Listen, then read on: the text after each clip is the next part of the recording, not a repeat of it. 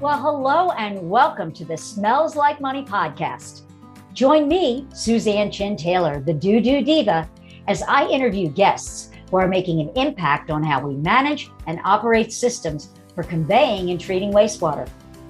As a veteran of the wastewater, trenchless, and civil infrastructure industry, each week I'll be bringing you industry know-how from industry pros who know how. Join me each week as I speak with representatives of organizations that are utilizing disruptive or new technologies and methods, and executives who are excited to share how to be successful and sustainable in our vital industry. So whether you want to learn about the latest trends in technology, in treatment or trenchless, gain tips on training and retaining great talent, or simply how to be more efficient, productive, or profitable, this podcast is for you. Ready? Let's dive right in. Well, hello, everybody, and welcome to this week's episode of the DooDoo Divas Smells Like Money podcast.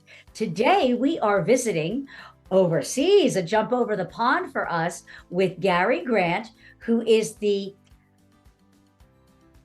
chief, what did you say, Technical director, yeah. Of Green Infrastructure Consultancy, and they are based out of the UK, and they do some very interesting things. Now, for those of you who have been regular listeners, you know we usually focus on wastewater things here, but Gary's firm kind of works more in the stormwater and what we would consider the green ecoscape side of the business. And I wanted to bring him on the show because I think we really need to start looking at it's all one water. It's not a them and us kind of situation where there's the stormwater, there's the drinking water, there's the wastewater. It's all one water and how they're all interconnected and affect each other. And I'll let him share the story of what his company does. But we were talking about interesting things that are being done in the UK and in other places where they've consulted, where it actually, yes, it's dealing with stormwater, but how that's having a very positive impact on stormwater, and not just stormwater, but sewer water, because let's face it, there are still some older combined sewer systems out there around the world that are having to take in stormwater. We're still dealing with a lot of, even when it's closed systems and it's sewer and storm is separated, we still have I&I issues. And so stormwater impacts that. And so with that, thank you for coming on the show, Gary. And I'm really interested in having you share your unique perspective and the history of your company. Well, thank you very much for the invitation. I should say that we are mainly working in urban areas, so green infrastructure, nature-based solutions, as the Europeans call them. So we're looking at things like green roofs or living roofs, as they call them in Portland, Oregon, green walls, rain gardens, what we call sustainable drainage in the UK. I think you call it low impact development. So right. This is looking at the city as a place where we could do more with the rain, if you like. So instead of the rain being considered a problem, well, it can be a problem, but just something that you need to get into the drains as soon as you can. The idea is to create the sponge city so that you're holding the rain in the green roofs, in the rain gardens. Maybe you're harvesting it for later use. And so you're creating that sponge city to keep alive the vegetation, to reduce flood risk, to take some of that stormwater out of the drains and leading to problems, and to cool the city in summer, and so on. So there are all these multiple benefits as well. So it's about lots of different people working together. And it is a bit of a challenge because, of course, the way we're all set up, we're highly specialized, aren't we? We work right. in our own silos. So we tend to cross over with architects, engineers, and others. And, that's very rewarding, but it can be quite frustrating as well. Different departments of the local authorities as well. Parks is different to drains, is different to highways, and so on. So So we're there in that space. We're interfacing with urban design and city maintenance, and trying to get these new features into the city. Yeah. So when we talk about retrofitting an older city, what are some of the ways or things that they could start with that you've seen has been successful that, we are talking about stormwater, but that from after implementation have actually had a benefit on either wastewater collection systems or maybe just the amount of water that is flowing down to the treatment plant that really doesn't need to be treated, but it's putting an impact during a storm event? Yeah. Well, the first place to look is the street, isn't it? So Right. there are quite a lot of projects where people are looking again at the street, and they're realizing perhaps in the past we tended to just concentrate on providing space for cars. And now people are rethinking that a little bit, aren't they? So cycle lanes, but also more room for vegetation, tree pits, and so on.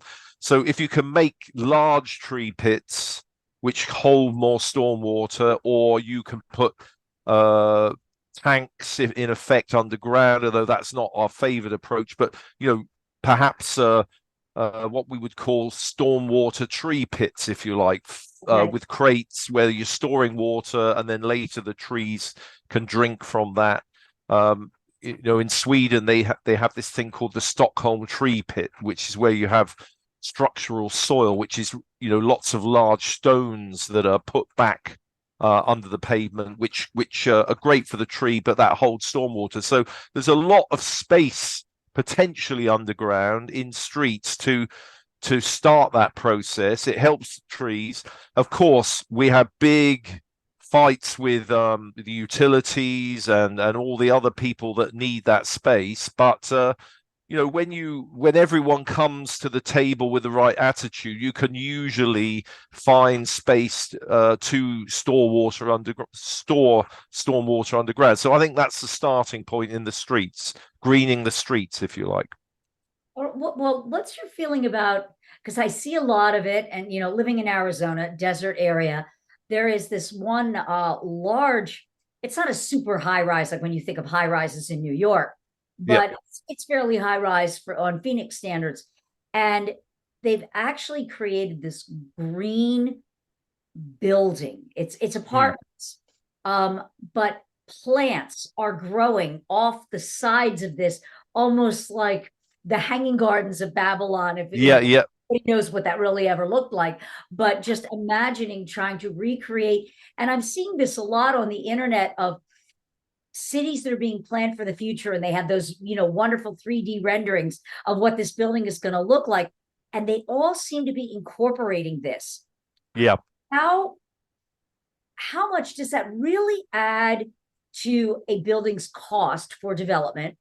And what are some of the benefits for that when we're thinking about, a developer's doing this, but how's that going to actually impact a municipality so that maybe municipalities can start working with these developers, giving them maybe credits or something to encourage them to incorporate these kind of designs into the overall plan?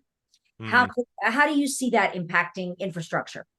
Yeah, that's a really good question. So I understand in the United States that you can get a rebate on the cost of discharging water from buildings if you have a roof garden or a green roof. So there is some potential financial mechanism there, so that you're reducing the running cost of the building long term. And of course, the way you hinted at that, the way you do that is you might store the water in the soil. You can have voids under the soil, what we call blue roofs. You might harvest rainwater, which you then store to irrigate later on. I think that's something that works in many climates. And then, of course, you've got this technique called downpipe disconnection, where instead of the do you call them drain pipes or downpipes? Anyway, you know what I mean. So Right. downspouts, yes. So your downspout, instead of going straight to the drain, it might go to a tank, or there might be some takeoff there. or it might even go into a planter. So you can imagine a cascade of water that comes from the roof into a planter, and then when that overflows, perhaps to a lower level planter, and so on. So by the time that rain has gone through all these features on a building, relatively little of it will necessarily leave and then go into the sewer. So this is, the sponge city concept, which we mentioned, and of course it's much better to do that in that smart way than to just say, okay, we'll buy water from the municipality to irrigate, because as we know, that's very wasteful. Of course, somewhere like the desert, you don't get the rain so often, so you have to think perhaps about storage tanks and so on. But it's still potentially, a very good way of dealing with flood as well, isn't it? Because if you imagine the whole city is doing this, you're reducing that surface water flood risk, but then you're holding that water for your cooling, your evaporative cooling. And of course, we know that people love these buildings. So then you've got higher rents, higher value of buildings, and so on. So I think there's a virtuous circle here. If you get it right, it's cost effective because you get the payback from that investment later on. Oh, you made a good point. Yes, because people do love these. They're pretty. You Yeah. don't feel like you're living in that, what I would call the urban concrete jungle. It's bringing that green from the countryside back in. And Mm. it gives it some soft, to me, when you see it, it's just a softness. Yeah. Makes you feel good. Plants, being around plants makes you feel good. Yeah, lowers your blood pressure, and there's a lot of evidence now for the psychological benefits and so on. So there's lots and lots of evidence of the benefits there. But I always think it's a shame when people say, well, we're in a desert, we can't afford to waste water on plants.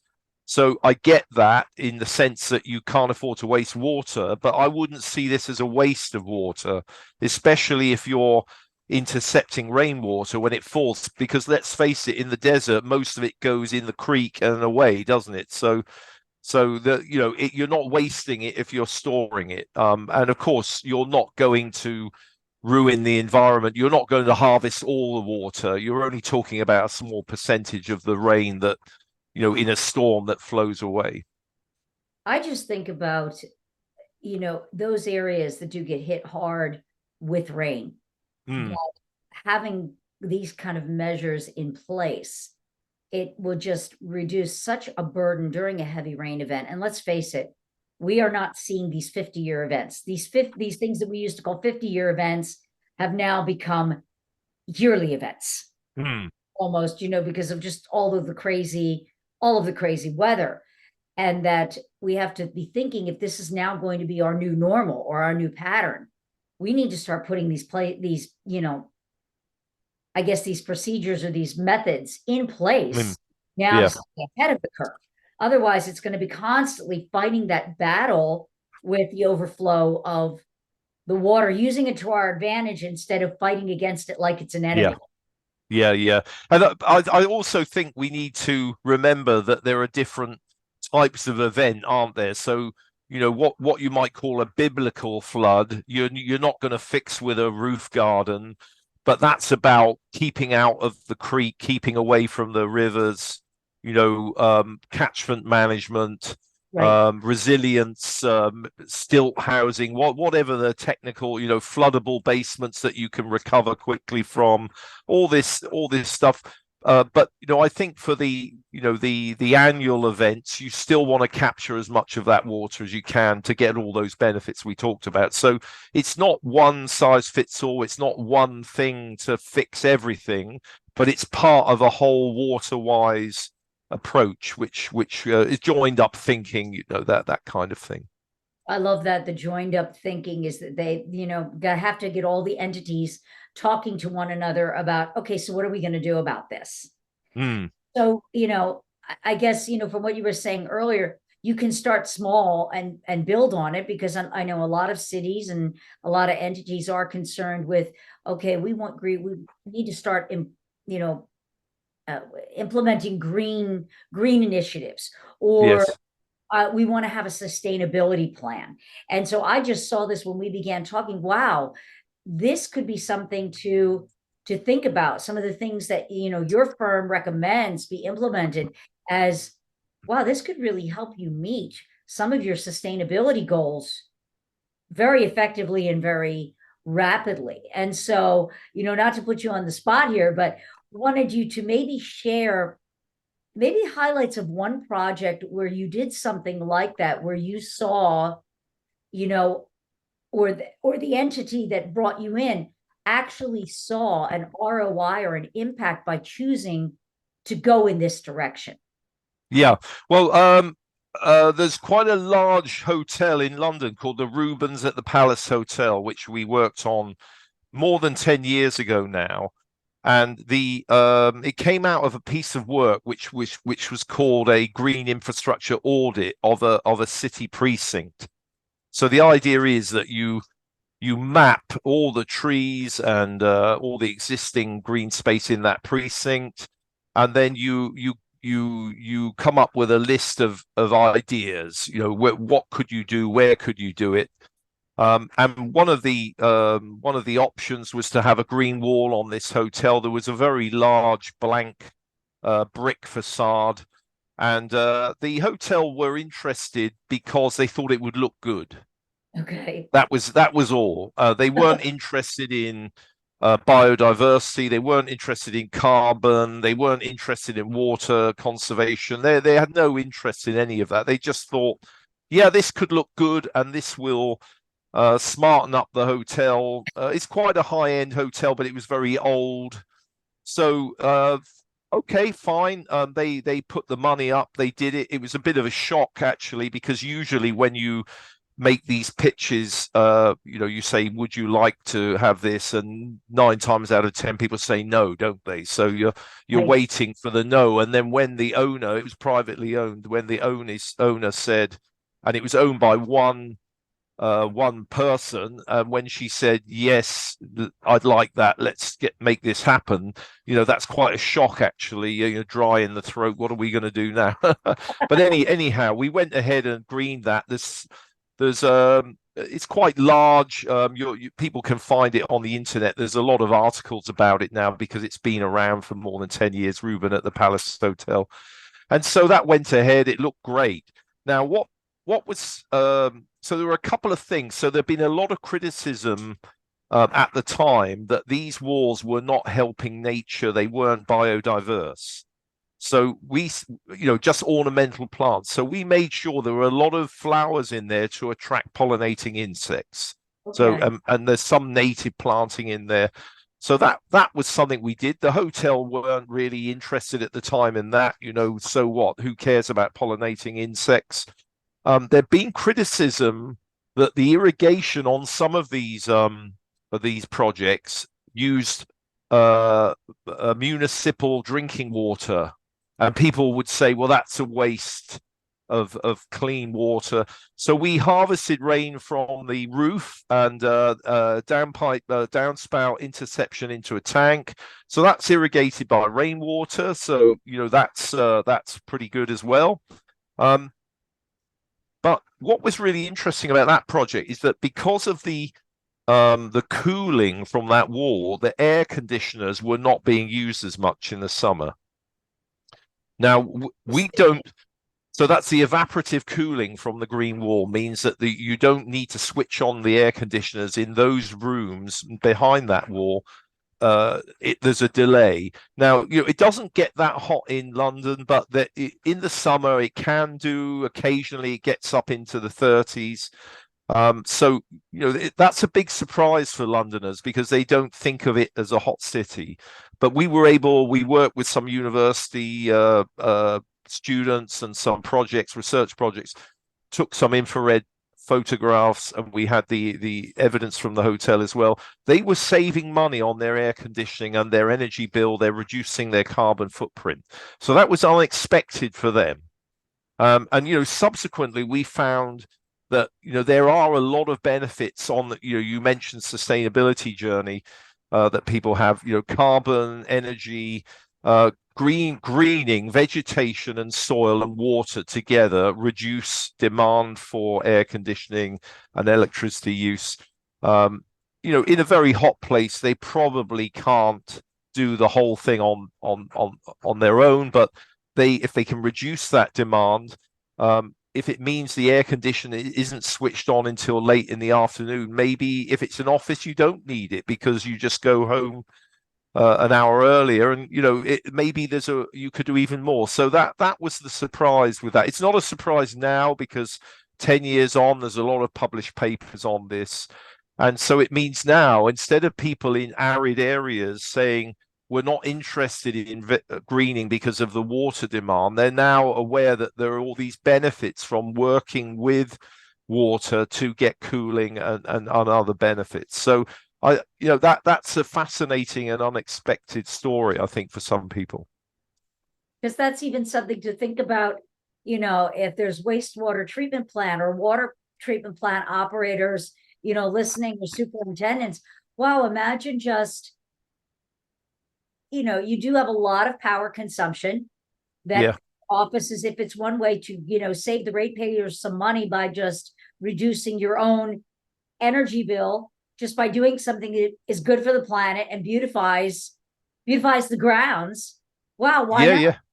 Yeah, and of course we have to be smart. So I know Yes. treated sewage effluent is used a lot, I think probably in the States as well. And of course we don't want to waste that irrigating ornamental lawns where we don't need lawns and so on. But if we're using that to cool the streets, to irrigate trees, to cool buildings down, then I think that is a reasonable use of treated sewage effluent as well. So yeah, I think there's more that we can do with that, definitely. Wow. A lot of food for thought here, Gary. I mean, I wish, I don't have the ability to do a roof garden, but boy, I'd love to do. And I love my garden, and it does, it makes a big difference when you have trees around you in the summertime, especially living in Arizona, just difference in the afternoon when the sun comes over and the tree is providing shade, to just not have that air conditioner, chugging away, poor little heart is, really working hard to keep that house cool. So yeah, lots of things to consider. I think there's many applications that, like I said, we've just begun to touch the surface with some of these, as you term it, with your email. And that's what caught me, is ecoscapes, by adopting that kind of approach to how we want to do development, and even how we want to do improvement on existing old buildings. Like, for instance, that hotel here, they were just going for something aesthetic, and got a nice little added benefit from it too. Yeah, absolutely. And the other benefit, which we didn't really think about so much at the time, but that's now coming into people's minds, is the ability of vegetation to intercept air pollution. So, as you know, in some cities, there's a lot of dust, there's a lot of particulates from vehicles, there's nitrogen oxides and so on. And, most plants can intercept soot or particulates quite well.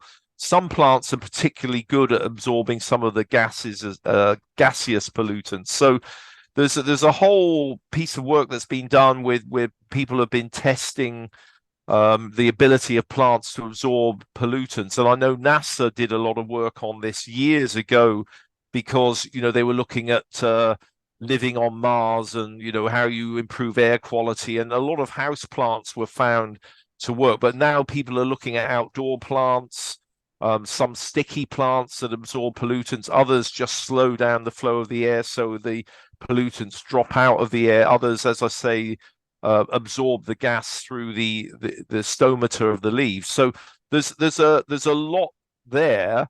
And of course, the other thing is where you strategically place that vegetation. So, with climbers, with screens, you can actually protect.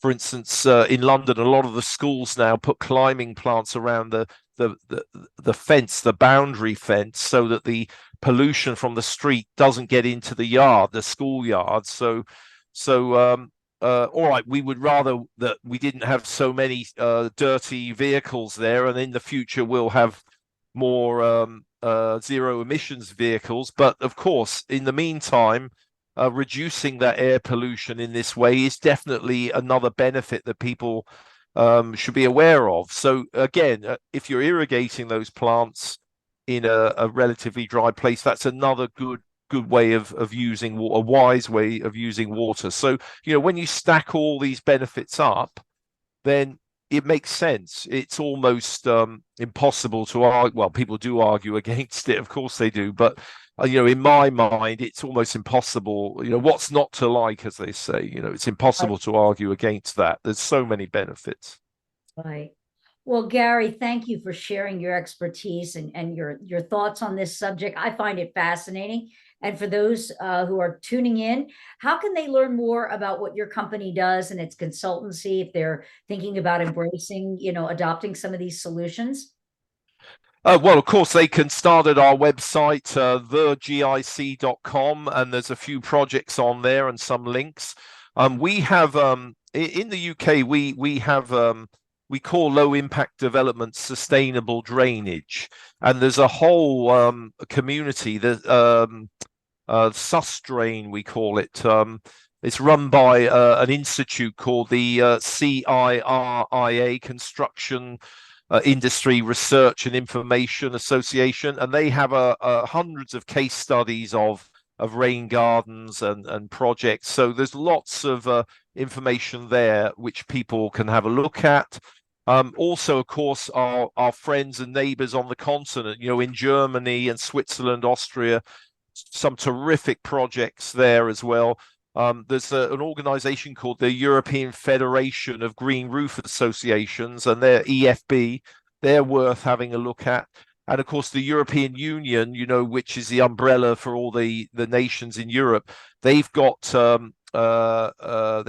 own advice on nature-based solutions, NBS we call that.